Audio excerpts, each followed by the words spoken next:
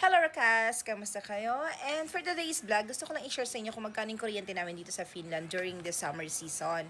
And sakto naman kasi, ngayon, mag-o-open ako ngayon. Nag-open na pala ako ngayon ng electric bill ko. Ayan. So, yung electric bill ko is galing dito sa, Vantan Energia. So, itong Vantan Energia, sila yung nagmamanage ng mga cable wire ng electricity, yung pinagdadaanan ng kuryente. Yan, dito sa Vanta. So, um, ang kinuha kong company or yung seller ng kuryente ay yung Helen. So, that's why dalawa yung bills na nakukuha ko every quarterly, which is etong galing sa main source ng electricity, which is yung Vanta, and then from the Helen. Kasi dito, pwede kang kumuha ng iba't ibang electric company, pero isa lang yung source nila dito sa Vanta. So kaya dalawa yung bills na nakukuha ko. But anyway, so itong bills na to is from April 29, 2026 to June 30, 2026, which is mag-due sa July 15. And then, yung sa Helen Oil naman, it's Helen Company naman, it's dumating na siya nung actually nag-June na siya nung July 1st. So from April din yon to June, yung na yun, yung bill na yon. So ang bill ko dito sa main source ng electricity ay eto guys, pakita ko sa inyo. Ayan, so ito yun guys, yung from Vanta or from the main company ng electricity. So ito yung bill namin, total bill namin, it's 38 euros and 28 cents. So yung due date niya is July 15. So kasama na dyan yung tax. And ang cover nito ay ito. Ayan, so dito may 25.5% na VAT. So sa 25.5 na yun, it's 7 euro nga. And then 30 talaga yung pinaka niya, yung bill namin. So plus the tax is 7.78. So ito yung covered niya, April 29, 2026 to June 30, 2026. So kung titignan mo siya, mura na siya.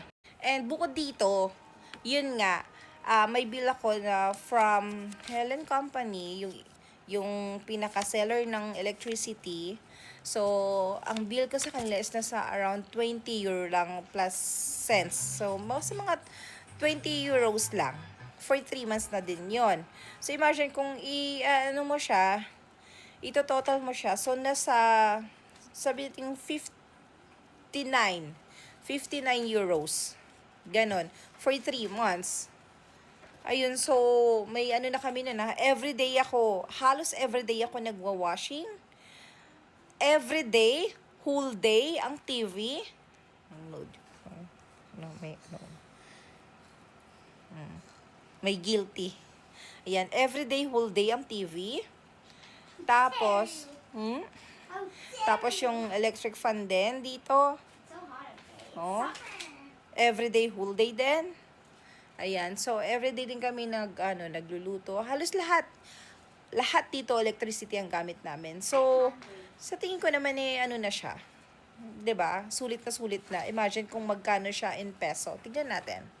So, nagtry ako mag-convert using the top send and nasa around 4,100 siya.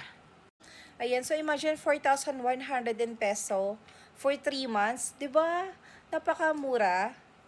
So, ganyan yung bill namin after winter. Kasi pag winter naman din talaga, it's doble din naman talaga yung binabayaran namin. Pero hindi mo rin siya masyadong maramdaman talaga. Ewan ko lang sa iba ha. Lalo na kung yung gamit yung ang tawag nito, yung gamit yung heater is like yung hindi sa floor. Yung normal lang na heater. So, hindi ganun kalaki ang kuryente. So, yun lang guys. At least, may idea kayo kung magkano yung electricity dito sa Finland, diba? Ganun lang siya. Ayun lang. So, kung bago ka dito, kung hindi ka pa nakapag-follow, follow mo na ako for more vlog, Finland vlog, or about my life. Kung may pakialam ka sa akin, wala kang pakialam, mag-follow ka na din. Huwag ka nang magdalawang isip, ha? Ako. And then, so, yun lang. And, ilalagay ko na rin pala yung link ko sa top send ko nandito ka sa Finland or anywhere sa Europe. Baka gusto mong magpadala papuntang Pilipinas. Ayan, mas easy siya, no? Zero yung transfer rate niya. No fee. As in, zero transfer fee. And then, mataas din naman yung rate niya. Try nyo lang i-compare. Pero, yun na, pag kung wala ka pang top send do, ano yun muna, gamitin mo na yung code ko para so makareceive ka ng 10 euro kapag ginamit mo yung code ko. So, yun lang, and God bless you all! Ingat!